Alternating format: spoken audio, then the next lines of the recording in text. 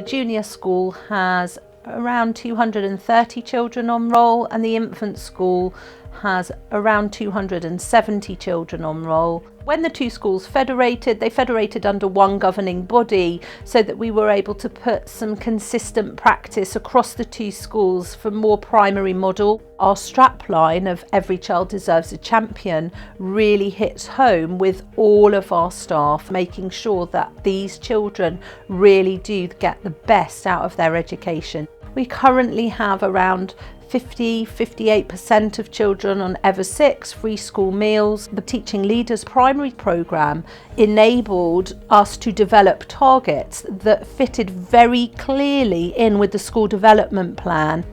The biggest impact so far has been the impact that my projects have had last year. So in year 3 and 4, I looked at expected progress of children across those year groups. And the year before I started the project, that was 21%.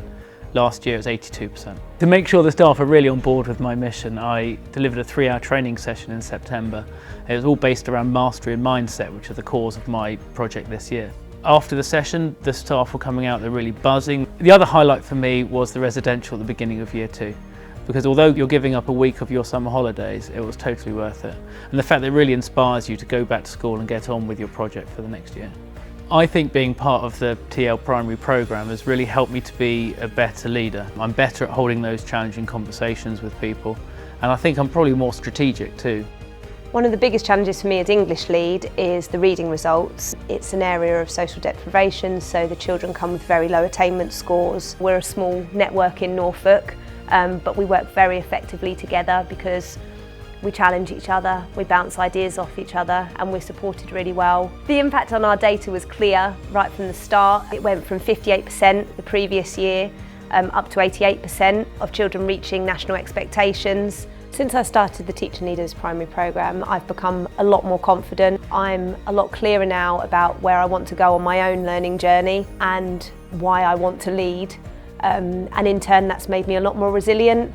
I think Teaching Leaders recognises that we are in challenging circumstances. Coaching has really helped us ensure that our goals are on track. The first year it was really helpful, mainly because it held us to account, and it was something that we were used to getting back together and saying, how have you got on? Okay, so what can you do next? My main focus as part of my impact initiative in my first year was to do with reading, particularly pupil premium boys reading, and we wanted to close the gap between their levels of attainment.